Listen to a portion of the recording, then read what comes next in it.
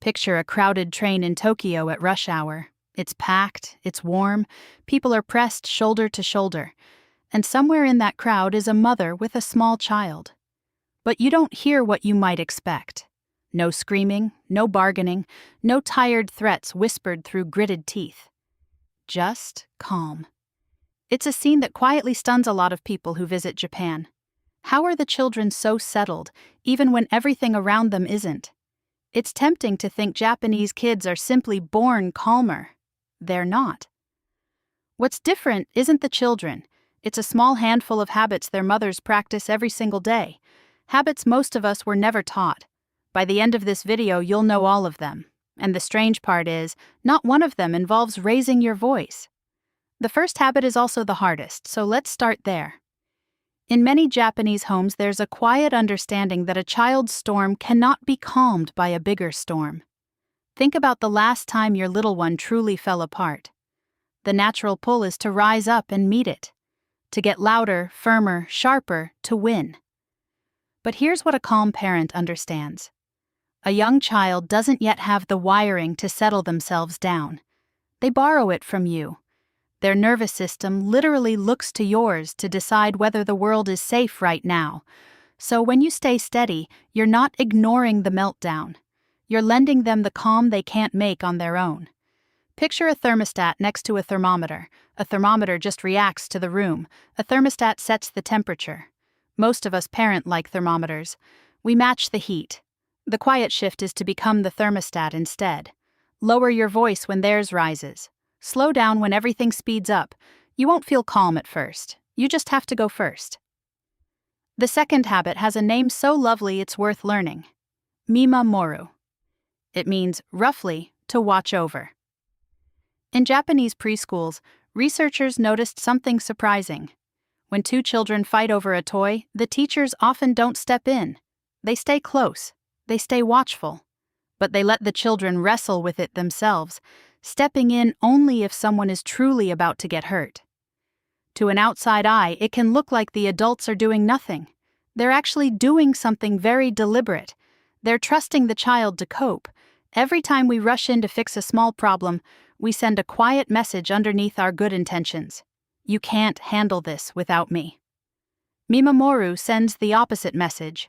I'm right here, and I believe you can. Children tend to grow into the size of the belief we hand them. So the next time your child hits a small frustration that isn't dangerous, try pausing for 10 seconds before you swoop in. Watch. Stay near. Let them find the edge of what they can do. It's almost always further than we think. The third habit is about what comes first. There's a concept in Japan called amai. That warm, secure feeling of being able to depend on someone who loves you completely. A great deal of Japanese parenting quietly runs on it, and it changes the order of things. In many homes, before a behavior gets corrected, the connection gets strengthened. Because a child who feels deeply safe and seen doesn't need to act out as loudly to be noticed.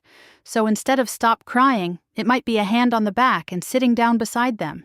Instead of go to your room, it might be come here, stay close. That closeness isn't a reward you give a child for behaving well. It's the soil that good behavior grows out of. When a child is falling apart, they're not at their most lovable, and that is exactly the moment connection matters most. Connection before correction. Almost always, the connection is the correction. The fourth habit is almost embarrassingly simple. Say less. When we're stressed and our child has done the same thing for the 5th time, we explain, we warn, we negotiate, we deliver the whole speech. But to a small child, a flood of words just becomes noise, and they learn very quickly to let it wash right over them. A short, calm sentence, said once and truly meant, lands far harder than a 5-minute lecture. We don't hit. Gentle hands. That's it. No raised voice, no essay. The fewer the words, the more weight each one carries. So try trading your next lecture for a single quiet line. And then, this is the hard part, stop talking. The 5th habit isn't about the child at all. It's about the room. Step into many Japanese homes and you'll notice a kind of quiet built into the space itself. Soft light, uncluttered surfaces. Only a few toys out at a time, not a sea of them. There's a reason this matters more than it seems. A small child's nervous system is sensitive, and an overstimulated child is a dysregulated child. When there's too much noise, too much color, too much stuff all competing for their attention, no amount of patience from you can fully fix it. Sometimes the fastest way to calm a child isn't a technique. It's to calm the space around them. Dim the lights a little in the evening. Put most of the toys away and rotate just a few.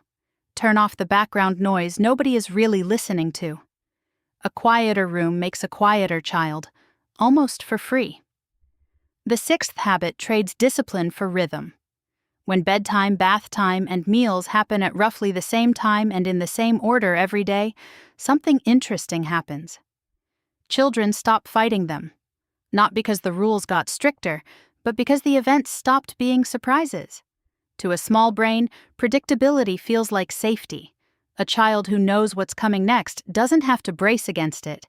So much of what looks like defiance is really just a child being caught off guard, again and again. You often don't need more rules, you need more rhythm. Pick the 2 or 3 moments of the day that go sideways most, and give them a gentle, predictable shape. Same time, same order, every day. The calm starts to build itself. Now look back at those 6 habits and notice what's missing.